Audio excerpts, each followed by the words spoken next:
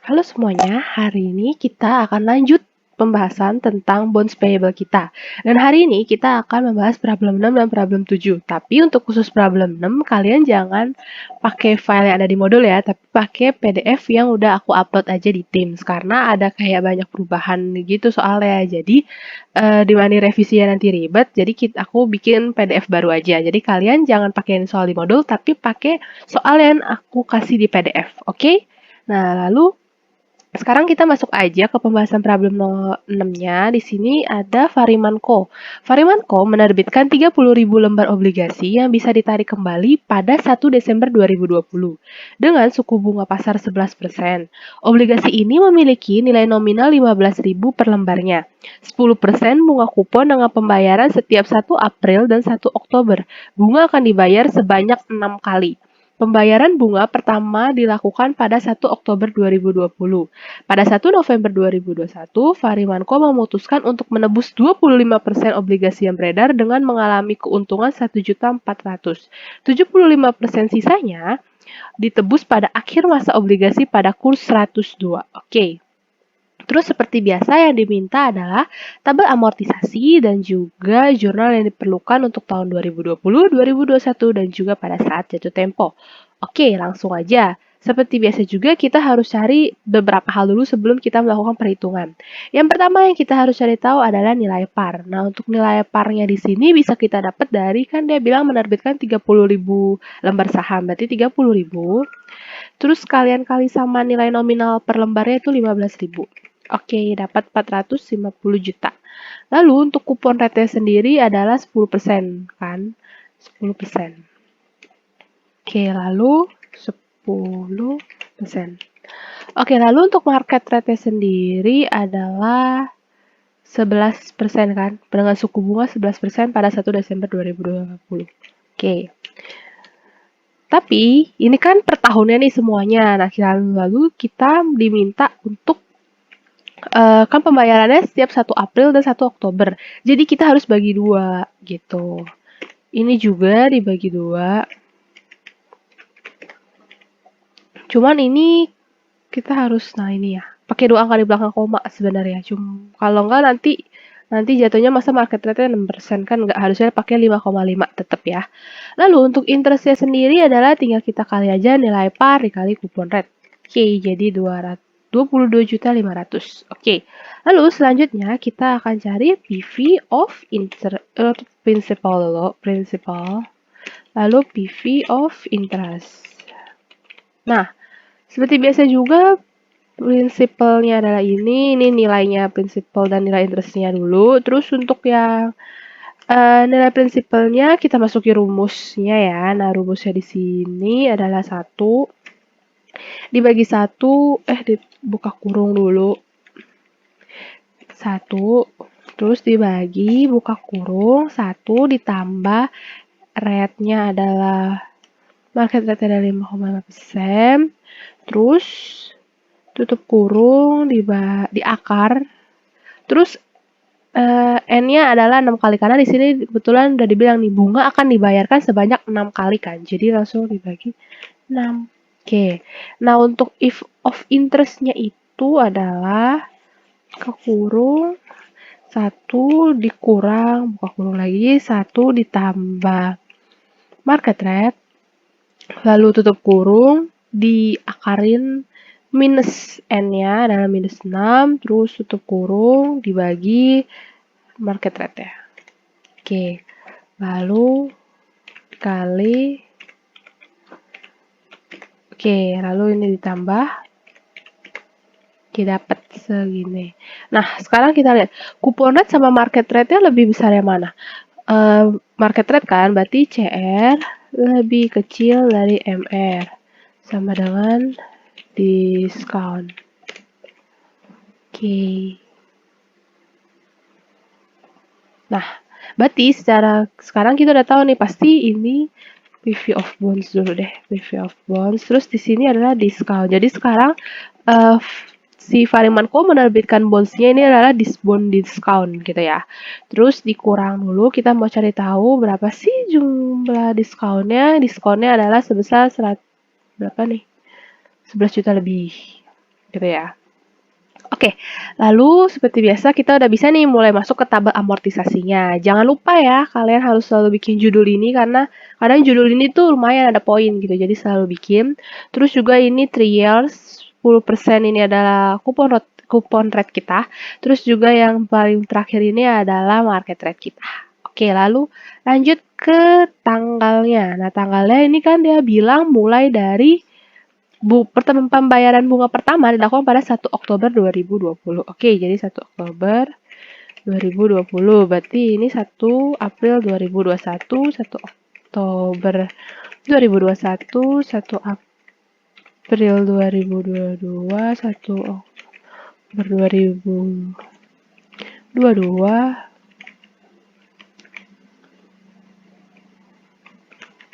Oke, terus 1 April 2023, 1 2023. Oke.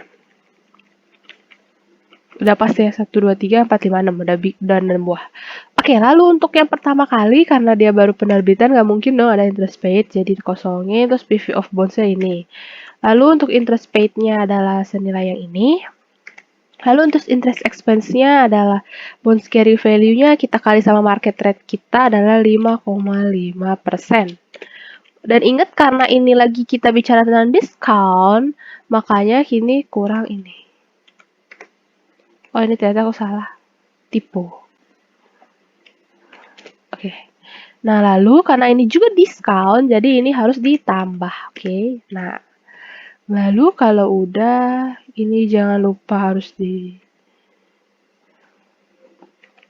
kunci dulu biar nggak berubah. Terus bisa langsung kita tarik aja. Oke, lalu dapat. Ingat harus samain bonds carry value akhir periodenya harus sama dengan parnya adalah sama. Kalau sama udah kemungkinan besar benar semua. Oke, lalu tabel amortisasinya udah selesai nih. Berarti sekarang kita bisa langsung masuk ke jurnal. Nah, kita lihat kan dia terbitin bunganya itu adalah 1 Oktober, sedangkan penerbitan bayar bunganya adalah 1 Oktober dan juga penerbitan bondsnya adalah 1 Desember 2020. Berarti udah beda kan? Nah, kita harus cari carrying value-nya. 1 Oktober itu adalah senilai ini dong PV of bonds. Sedangkan berarti kita harus cari amortization ok sampai des. Nah, aku pindahin aja ke sini. Nah, lalu amortization Oktober sampai Desembernya diambil dari nilai amortization ini. Kalian bagi 6, terus dari Oktober sampai Desember itu ada berapa bulan? Oktober, November, Desembernya nggak dihitung ya, karena pasti dari tanggal 1 Desember juga kan di sini dibilangnya. Jadi ada 2 bulan dikali 2. Terus karena ini diskon jadi harus kalian tambah. Berarti carrying value on 1 Des adalah 439 juta. Oke, berarti langsung aja kita bisa jurnal. Ini adalah cash pada bonds payable senilai 439 juta ini. Oke, lalu seperti biasa juga kita karena beda nih tanggal ya. Maksudnya pembayaran bunga sama itunya beda, kita harus catat cash interest expense. Nah, senilai dari 22.500 ini kalian bagi 6 dikali sama 2. Karena kan dari Oktober sampai Desember tuh 2 bulan gitu. Lalu setelah itu jangan lupa harus bikin adjustment karena kan ini udah akhir Desember nih, harus ada adjustmentnya. Adjustmentnya ada interest expense pada bonds payable terus pada interest payable. Oke, nah untuk nilai interest expense-nya sendiri ini, nah ini kan, kalian bagi 6 terus tapi harus kalian kali 1. Kalian kali sama dari Oktober sampai Desember itu Oktober, November, Desember. Tapi kan kalau yang ini kan awal Desember nih. Kalau yang adjustment ini adalah akhir Desember, berarti dikali 3. Oke. Nah, lalu untuk bonds payable-nya itu adalah yang ini. Kalian bagi sama 6. Kalian kali sama 3. Oke. Nah, lalu untuk interest payable-nya adalah bagi 6 kali 3. Oke. Nah, jadi gini, sebenarnya kan kalau normalnya kayak gini kan. Cuman ini ternyata ada salah. Harusnya itu bonds payable-nya itu bukan 3, tapi cuman 1. Terus ini nanti dijumlahin. Oke, kenapa sih ini kenapa cuma 1? Kenapa nggak 3? Karena kan pas kita udah terbitin saham, maksudnya pas kita penerbitan saham kan, ini kan di bulan awal Desember nih, ya kan? Dan ini tuh udah kita adjustment juga nih carry value-nya kan, amortization-nya kan di sini udah kita adjustment nih 543 gitu kan. Nah, jadi sekarang kita cuman bisa catat amortisasi untuk ininya tuh cuma bisa sebulan ya, bener-bener dari tanggal penerbitan sampai tanggal adjustment ini. Jadi cuma bisa 1 bulan nih. Jadi nggak bisa tuh pakai cara biasa yang kayak tadi awal aku bilang kali 3. Karena apa? Karena dia kan karena ini cuma adjustment ya. Jadi nanti harus eh jadi nanti harus gimana ya bilangnya? Jadi nanti harus karena ini udah dipotong 2 bulan, jadi ini sisa 1 bulan gitu. Hitungannya kayak gitu. Kenapa? Karena kan ini nilai carrying value per 1 Desember ini tuh udah terupdate, udah termasuk include sama amortization ini sebenarnya. Makanya pas di 31 Desember ini kita cuma bisa adjustment 1 bulan aja yang belum kehitung gitu. Kalau misalkan di sini adalah 1 November 2020, makanya bonds payable yang dihitung itu 2 gitu. Karena amortization ininya, karena carry value yang kita catat di case ini udah terupdate gitu, oke? Nah, lalu selanjutnya kan udah selesai nih tahun 2020. Terus apa yang diminta tahun 2021? Oke, lanjut aja ke 1 April 2021. Nah, di 1 April 2021 kayak biasa ya. Ada interest payable pastinya, terus juga ada interest expense, terus pasti juga ada bonds payable, dan pasti tentu saja ada cash karena kita mau bayar bunganya. Oke, untuk interest payable-nya adalah 11.250, untuk interest expense-nya adalah 2250 ini, kalian bagi sama 6, kalian kali sama Januari, Februari, Maret, berarti kalian kali 3. Ya, selama tahun 2021 aja. Terus jangan lupa karena ini diskon, jadi bonds payable-nya selalu dikredit, nilai dari ini dibagi 6 dikali 3. Oke, lalu untuk cash-nya sendiri adalah ini. Coba kita hitung. 11. Tunggu. Apakah aku salah? Oke, aku salah. Ternyata bukannya L ini, tapi harus yang ini. Ingat ya, interest expense ya, ke kolom interest expense gitu. Ya, apa dah? Interest expense bagi 6 dikali 3. 23315, 23315. Oke, benar. Jadi benar ya, tadi jangan sampai kayak aku salah. Kalau tuh aku langsung ngeh karena ingat kalau interest expense ya berarti ke kolom interest expense, kalau interest payable berarti ke interest paid gitu. Jangan sampai terbalik. Oke, lanjut ke 1 Oktober 2021. Tadi kita ada penembusan tanggal berapa ya? Oh, tanggal 1 November. Oke. Jadi ini 1 Oktober masih aman seperti biasa. Interest expense pada bonds payable, terus juga pada cash. Oke, karena nggak ada kejadian apa-apa nih dari April sampai Oktober, jadi kalian bisa langsung masukin aja interest expense per ininya. Ingat yang 24 juta ini, terus bonds-nya adalah yang ini. Jangan salah ya, kolomnya yang ini, yang 1 Oktober 2021, 1721, terus untuk ininya adalah 22.500. Dijumlahin masih sama 24.221. Oke, sekarang adalah jurnal penebusannya. Karena kita ada redeem kan, kita redeem berapa nih 1 November. Pada 1 November 2021, Farimanco memutuskan untuk menebus 25% obligasi yang beredar dengan mengalami keuntungan 1.400.000. Oke, sekarang kita bisa langsung jurnal aja. Itu adalah kita cadangin dulu interest expense. Terus juga pada bonds payable, terus ini pada cash dulu. Udah gitu nanti sama aja ambilnya tapi yang di bawah berarti 1 April ini, terus kalian bagi 6 dikali sama dari Oktober ke November kan cuma 1 bulan. Terus jangan lupa dikali juga sama berapa persen sih tebusannya? 25%. Berarti kita kali 25%. Nah, lalu untuk bonds payable-nya juga sama, tapi ingat karena ini diskon jadi harus saldonya selalu dikredit, yaitu jadi masuk ke sini 1816, terus juga kalian bagi 6 dikali 1 karena cuma 1 bulan, terus jangan lupa dikali berapa persen sih yang ditebus? 25%. Lalu untuk yang selanjutnya di sini adalah yang cash-nya itu ada 22.500 ini, terus kalian bagi sama 6, terus dikali sama 1 karena cuma 1 bulan, terus dikali sama 25%, yang ditebusnya berapa adalah sebesar segitu. Coba kita lihat dulu, bener gak nih? 113, oke berarti benar. Nah lalu ini hanya untuk pembayaran bunganya aja. Baru sekarang kita akan masuk ke pembayaran apa ya, bener-bener penebusannya nih. Oke, untuk penebusannya kan pasti bonds payable di sebelah kredit, terus juga ada cash nih yang pasti di sebelah kredit. Bonds payable pasti sebelah debit dan cash selalu sebelah kredit. Lalu untuk cashnya itu adalah 450 juta ini dikali 25%, terus dia bilang dengan kurs berapa? 100, oh sorry, dia nggak bilang sih. Oke, berarti carinya jangan yang cash dulu, tapi yang bonds payable dulu. Berarti yang bonds payable itu kalian ambil dari nilai kan ini satu berapa? 1 November 2021. Berarti dia ada di sini. Berarti kalian pakai NRV bonds carrying value yang ini yang 1 Oktober 2021.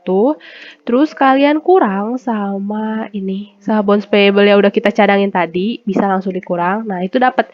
Jadi carrying value yang benar-benar pada 1 November 2021 adalah senilai 442 juta sekian-sekian gitu. Oh ya, tapi ini kan jumlahnya itu adalah kalau ditebus semua ya. Karena kita cuma tebus 25%, berarti oke, berarti ini aku salah. Ini harus dikali 25% dulu. Terus baru kalian kurang sama yang ini. Oke? Nah, oke, kita dapat berarti bonds payable yang akan ditebus pada 1 November 2021 sebesar yang nilainya 25% dari total bonds itu sebesar 110.452 sekian. Gitu ya. Nah, lalu selanjutnya yang cash. Terus dia kan bilang ada keuntungan nih. Kebetulan di soalnya dia bilang kalau memutuskan terus akan dengan mengalami keuntungan 1.400.000. Berarti kita langsung bisa catat di sini nih. Gain on redemption itu sebesar 1.400.000. Oke, jadi kalau kita totalin ini berarti cash yang kita terima adalah 111.852 sekian gitu. Oke, nah lanjut kita ke nomor tanggal selanjutnya yaitu 31 Desember 2021. Oke. Nah, selanjutnya itu kita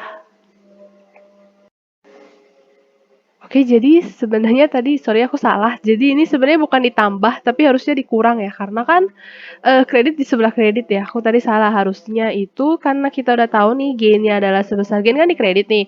Gain-nya itu sebesar 1.400.000, berarti kalian dari bonds nilai bonds payable ini kalian kurang sama gain on redemption-nya. Itu jadi nanti nominal yang kita dapetin itu ada nominal yang kita bayarkan maksudnya adalah 109.052 sekian sekian sekian. Oke, jadi tadi aku ada salah, aku ralat di sini. Jadi harusnya dikurang, oke?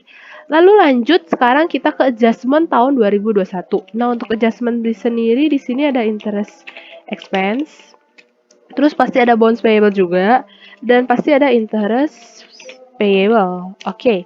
Nah, untuk interest expense-nya ini kita ambil dari yang karena ini udah tahun 2021, kita ambil yang 4 April 2022.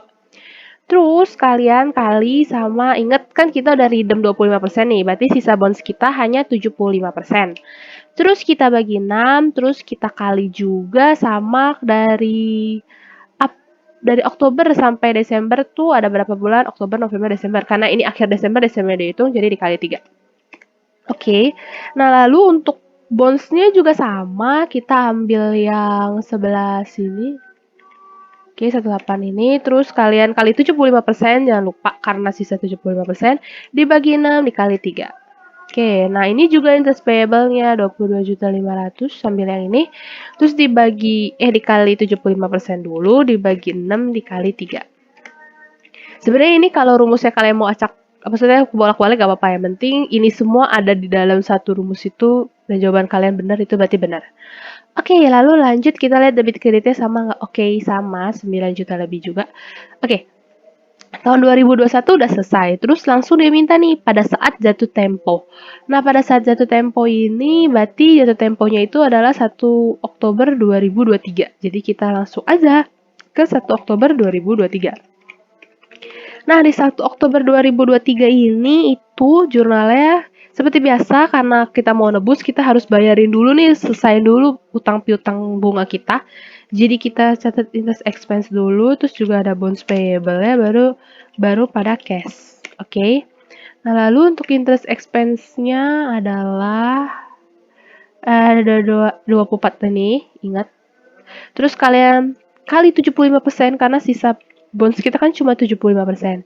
Terus udah, karena nggak terjadi apa-apa gitu ya. Maksudnya di sini di soalnya juga nggak bilang apa-apa di tahun 2003, ya udah langsung aja dikali 75% aja. Untuk bonds payable juga sama, sayang tinggal di ini dikali 75%. Oke. Nah, lalu untuk cash-nya ya pakai 22.500 ini juga dikali 75%. Oke, udah selesai. Coba kita lihat dulu debit kredit sama nggak? Oke, sama. Lalu baru masuk ke jurnal penebusannya nih. Di sini ada bonds payable. Pasti di kreditnya adalah cash. Nah, terus bonds payable-nya ini adalah senilai, aku udah bilang kan bahwa bonds carrying value di akhir pasti sama dengan nilai par kita. Jadi ini aja langsung dikali sama 75%. Senilai segitu. Terus untuk cash, oh ya, 75% sisa obligasi ditebus pada akhir masa obligasi pada kurs 102. Berarti ini kita kali sama nilai par aja, dikali 75%. Terus dikali sama 102%. Oke, dapat. Nah, kita bisa lihat dari sini loss apa gain, ternyata debitnya kekecilan berarti ada loss. Loss on redemption. Oke. Terus berarti tinggal dikurang aja. Nah, oke, dapat deh. Nah, berarti sampai sini jurnal untuk problem 6 kita udah selesai sampai sini. Bentar aku mau rapiin dulu, terus ini aku mau rapiin debit kreditnya, bentar. Nah, selanjutnya kita akan masuk ke problem 7, yaitu berarti problem terakhir juga untuk pertemuan hari ini dan juga untuk pertemuan inter kita. Bentar ya, aku rapiin dulu ini. Oke, lalu ini juga kredit, ini kredit, ini kredit, ini kredit, ini kredit, ini kredit, ini kredit, ini kredit. Oke, berarti udah selesai untuk problem 6 dan kita selanjutnya akan masuk ke problem 7. Selanjutnya kita akan masuk ke problem 7 atau problem terakhir di pertemuan ini. Nah, di problem 7 ini yang sekarang kita bahas adalah Serlinaco. Serlinaco merupakan perusahaan distributor produk-produk dari Korea Utara. Untuk mengembangkan usahanya, maka pada 1 Februari 2021, Serlinaco memutuskan untuk menerbitkan 1.200 lembar obligasi berumur 3 tahun dengan total nilai nominal 252.000. Obligasi ini diterbitkan pada suku bunga 8% dan akan membayarkan bunga senilai $11.340 setiap tanggal 1 Januari dan 1 Juli. Bunga pertama kali dibayarkan pada 1 Januari 2021. Obligasi ditebus sebesar 70% pada 1 Mei 2023, sedangkan sisanya akan ditebus pada saat jatuh tempo. Oke, dan seperti biasa juga yang diminta adalah tabel amortisasi dan juga jurnal yang diperlukan untuk tahun 2021, 2023, dan juga pada saat jatuh tempo. Nah, berarti di sini yang perlu kita cari adalah nilai par, coupon rate, market rate, dan interest. Nah, untuk nilai par sendiri di sini udah langsung dikasih tahu ya dengan nominal $252.000. Berarti kita langsung masukin aja $252.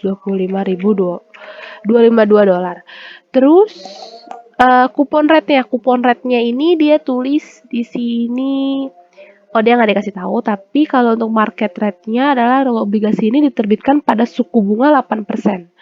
Berarti market rate-nya adalah 8%.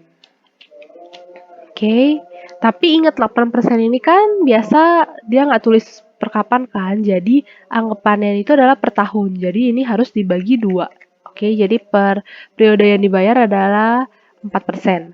Lalu untuk interestnya sendiri dia bilang adalah 11.340.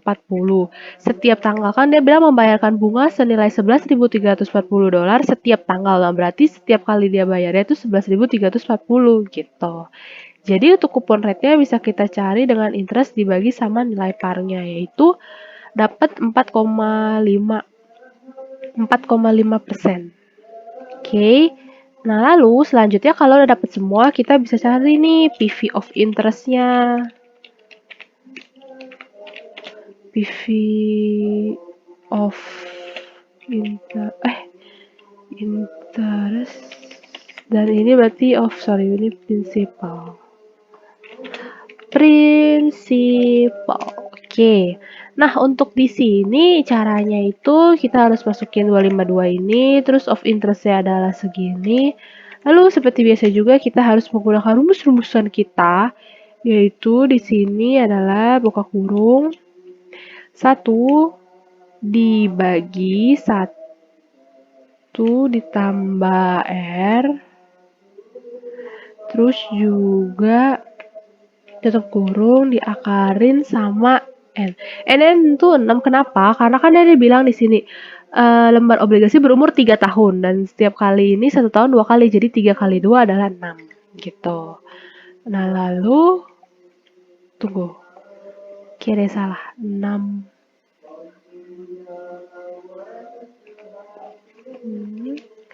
Apa ini harus dikomain?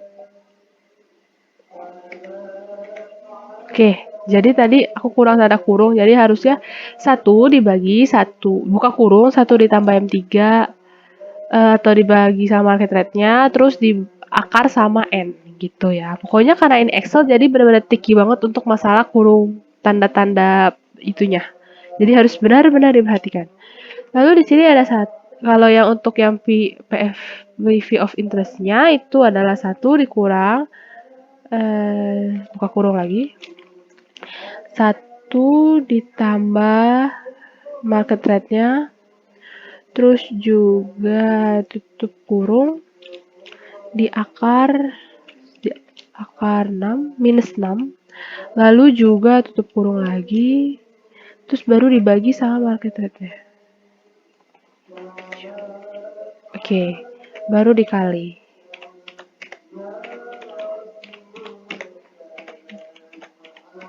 Nah, oke, dapat. Nah, jadi tapi nanti kalau kalian di ujian aku nggak tahu nih apakah akan disediakan angka ininya atau kalian harus cari sendiri atau apa, nanti dilihat aja ya di ketentuan soalnya kayak gimana gitu. Karena aku nggak tahu. Oke, lalu seperti biasa kita harus tahu ini premium apa diskon. Kita baca dulu kupon rate. Kupon rate tuh lebih besar dari CR, lebih besar daripada MR. Berarti pasti adalah premium. Oke, berarti untuk kali ini kita akan membahas bonds premium. Oke, berarti ini PV of bonds. Oke, lalu di sini premiumnya adalah senilai 258 kurang sama ini 252. Oke, premium sebesar 6.000 lebih ya. Lalu selanjutnya kita udah bisa nih masuk ke tabel amortisasi. Jangan lupa bikin judul ini. Karena ini aku copy dari problem 6 sebelumnya, makanya di sini masih diskon. Oke, kita ganti ini jadi premium. Terus effective interest method, yes, semi-annually. Dan 3 tahun, yes, 3 years. Terus untuk CR-nya adalah 8%. Ingat ya, ini adalah rate per tahun. Jadi jangan dipakai yang ini. Tapi harus dikali 2 gitu. Terus kalau yang ini adalah 9%. Oke. Nah, lalu selanjutnya aku terbalik. Harusnya ini ya 9 karena ini kupon rate-nya 9 terus ini 8. Jangan terbalik. Jadi yang depan adalah kupon rate, yang belakang adalah market rate. Ya. Lalu untuk date-nya, nah date-nya ini dia bilang kalau misalkan obligasi diterbitkan bunga pertama kali diterbitkan pada 1 Januari 2021. Berarti 1 Januari 2021. Terus berarti sekarang 1 Juli 2021 masih 1 Januari 2022. Salah 2022. 1 Juli 2022, 1 Januari 2023, 1 Juli 2023, dan 1 Januari 2024. Oke, kalian bisa hitung juga di sininya pas 6 kah? Oh, oke, berarti udah 6. Lalu untuk 1 Januari 2021, karena ini benar-benar masih awal, jadi nggak akan ada interest paid. Terus untuk bonds carrying value ambil dari yang ini, PV of bonds. And then interest paid ambil dari yang ini 11.340. Interest expense adalah bonds carrying value-nya yang periode sebelumnya dikali sama market rate kita adalah 4%. Oke, nah lalu karena ini premium, berarti harus interest paid dikurang interest expense gitu. Ini adalah aku kunci dulu. Oke, lalu karena ini juga premium, jadi bonds carrying value periode sebelumnya dikurang sama amortization-nya. Oke, lalu ini bisa kita, nah dijadi rumus, maksudnya ditarik aja ke bawah langsung. Ini enaknya Excel sih. Kalau ujian kalian nggak bisa harus satu salin kayak gitu. Lalu selanjutnya kita udah bisa masuk jurnal. Nah, oke. Nah, untuk jurnalnya sendiri, bentar deh aku kotakin dulu. Nah, untuk jurnalnya sendiri kita bisa baca dulu ya. Kalau misalkan dia terbitinnya untuk 1 Februari 2021, sedangkan dia bayar bunga pertama kali itu 1 Januari 2021, berarti lagi-lagi tidak sama, berarti kita harus cari tahu carrying value-nya. Carrying value on 1 Jan itu adalah senilai PV of bonds, lalu ada amortization dari Jan sampai Feb, karena pas sebulan, jadi nilainya kalian ambil dari interest expense yang ini, terus kalian bagi 6 dikali 1, karena kan 1 Januari sampai 1 Februari cuma sebulan ya. Terus karena ini premium harus kalian kurangin, oke, jangan salah. Oke, udah dapat nih carrying value on 1 Feb. Berarti sekarang kita udah bisa bikin jurnal 1 Februari 2021 itu adalah cash pada bonds payable itu senilai ini 256 ini. Oke, nah lalu juga karena nggak bisa gitu ya, maksudnya karena dia bentar. Oh, sorry, aku ada salah rumus. Ini tuh aku salah pembagi, harusnya bukan yang interest expense, but ini. Oke, jadi gini. Yang bener gini. Oke, tadi salah, aku salah masukin rumus. Oke, jadi yang benar ada 258, cashnya adalah 258,493 yang kita terima dari bonds payable di 1 Februari 2021. Oke, lanjut sekarang cash pada interest expense. Nah, untuk cash interest expense ini, kalian dari interest expense ini, kalian bagi 6, terus kalian kali 1. Oh, enggak. Dari ini, interest paid dibagi 6 kali 1. Oke, nah lalu selanjutnya adalah 1 Juli 2021. Sudah selesai. Nah, ini kan pada saat pembayaran bunga beneran nih, yang ini kan yang periode selanjutnya. Nah, ini kalian bisa catatnya seperti biasa interest expense pada cash. Senilai full aja langsung masukin 11.340. 11.340. Oke, nah lalu jangan lupa harus amortisasinya, oke. Jadi karena ini adalah premium, jadi bonds payable di debit. Terus yang ininya adalah interest expense-nya di kredit itu senilai masih 580 ini dibagi 6, terus kalian hitung dari Februari sampai Juli itu berapa bulan? Februari, Maret, April, Mei, Juni. Julinya nggak dihitung, yaitu ada 5 bulan, berarti dibagi 6 dikali 5. Oke, dapat 829,83. Oke, nah lalu selanjutnya kita udah bisa masuk, periode selanjutnya itu udah beda tahun, jadi kita harus bikin adjustment dulu nih di 31 Desember 2021. Oke, nah ini seperti biasa juga jurnalnya ya, jadi kayak langsung aja interest expense, terus juga ada bonds payable, ada interest payable. Oke, nah untuk interest expense-nya sendiri di sini kita ambilnya 1 Januari 2022.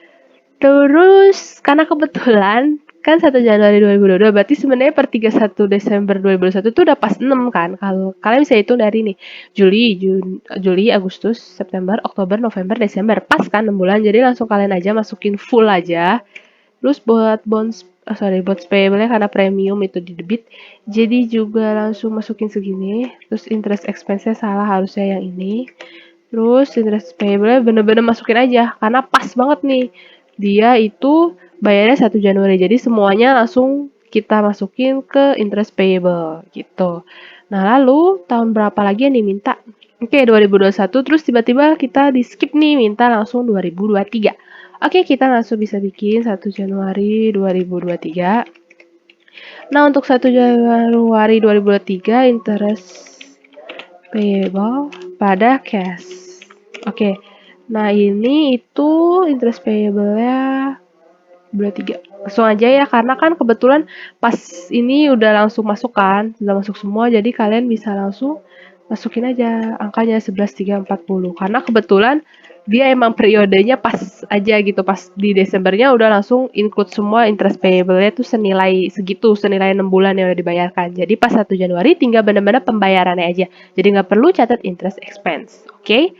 Nah, lalu selanjutnya adalah coba kita baca soalnya.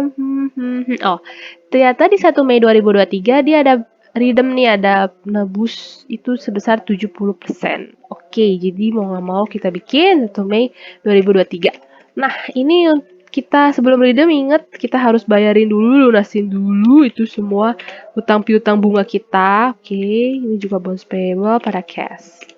Nah, untuk ini nominalnya 1 Mei 2023. Nanti kita ambilnya nilai yang 1 Juli 2023 ini ya. Terus expense-nya. Lalu kita kali berapa sih yang di-redeem? Itu yang di-redeem ada 70%. Oke, yang di-redeem 70%. Terus, kan nggak full nih. Maksudnya kan dia per Mei. Jadi kita harus hitung dari Januari sampai Mei itu ada berapa? Ada 4 bulan ya. Karena Mei-nya nggak dihitung. Berarti dibagi 6 dikali 4. Oke, ini juga berlaku untuk bonds payable-nya nih. Diambil dari yang Juli 2023. Kita kali 70%. Terus kita bagi 6. Kita kali 4. Oke. Nah, lalu oh iya. Lagi-lagi aku lupa bonds payable-nya harus di sebelah debit karena ini premium. Terus untuk cash-nya itu kalian bisa ambil juga langsung 11.340 ini. Kalian kali 70%. Terus kalian bagi 6 dikali 4. Oke, dapat. Nah, lalu ini itu adalah jurnal untuk pelunasan utangnya, pelunasan utang bunganya dulu ya. Sekarang kita baru mau bayar, mau nebusnya nih, mau jurnal penebusannya. Nah, untuk jurnal penebusannya itu adalah bonds payable, jelas pasti dikredit karena kita mau membayarkan, mau melunasi.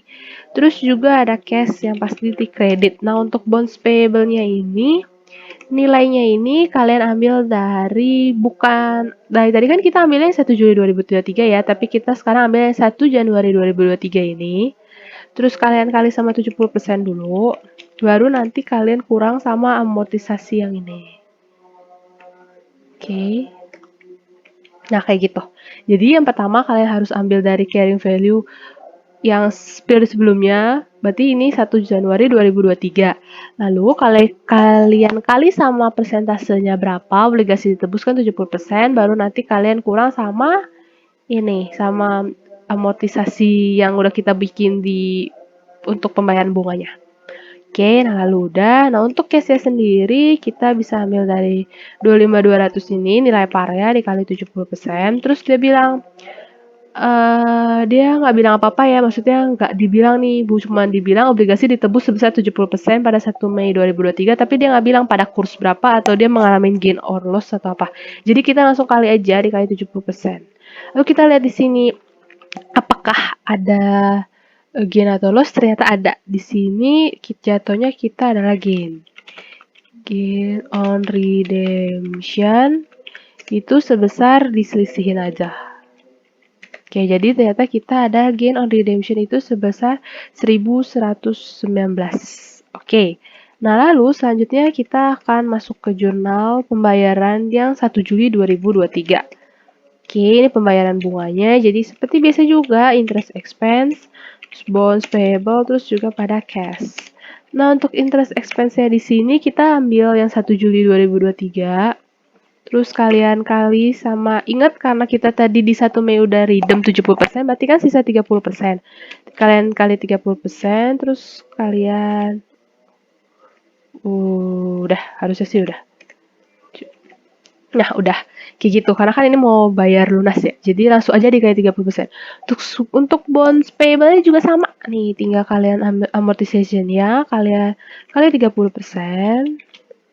Terus kalian udah gitu aja. Terus sudah gitu, oh iya, ini bonds payable-nya harus di sebelah debit. Karena ini premium. Terus cash-nya adalah 11.340